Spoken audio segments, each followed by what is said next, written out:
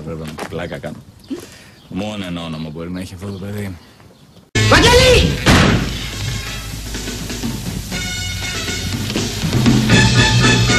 Βαγγέλη!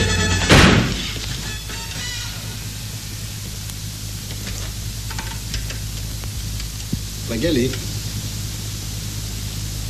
Βαγγέλη. Αλλά να σου πω, μετά θα με αφήσεις να κοιμηθώ, έτσι, δεν θα με ξυπνήσεις.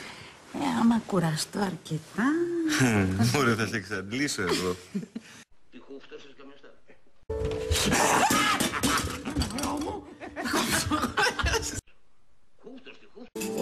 Έχω λυσάξει της πείνας.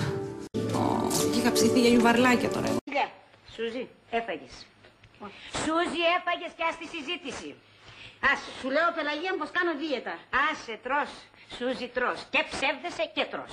Στη ζωή του άντρα μου. Άπα, σε βλέπω χείρα. Είναι μια καλή και έντιμη σύζυγος. Το σκέφτηκε ψύχρεμα και γύρισε.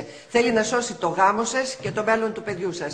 Λοιπόν, πάμε, θα σε περιμένω έξω. Τόσο εσπρεσίνο κάραμελ. Τι έχει μέσα? Μόσμουλα.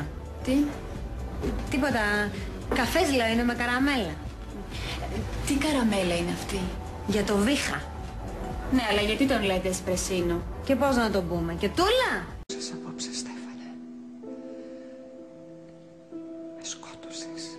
Να το ξέρεις.